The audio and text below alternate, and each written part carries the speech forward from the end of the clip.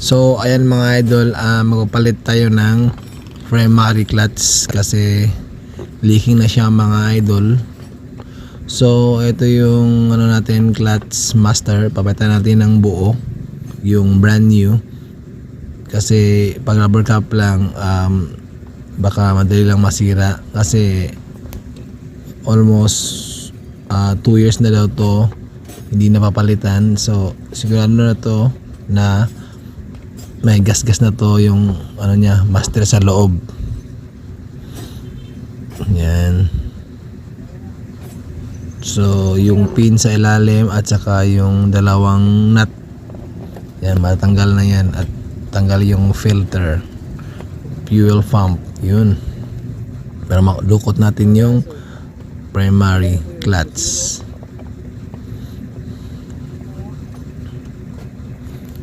Yan, yung makina niya is Tosi engine.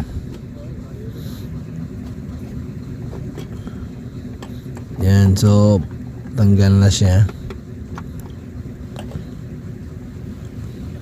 Yan, so palitan natin ng bago mga idol. Yan.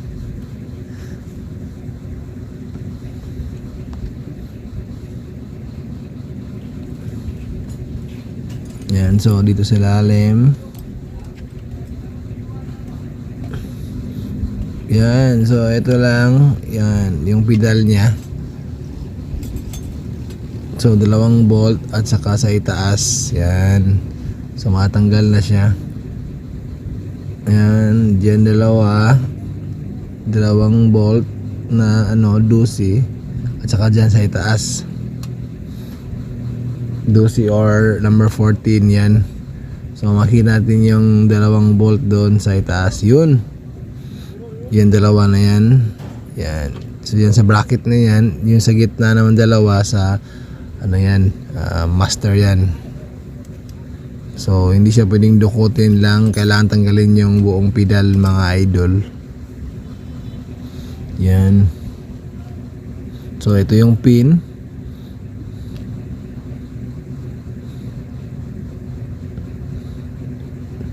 Para matanggal na.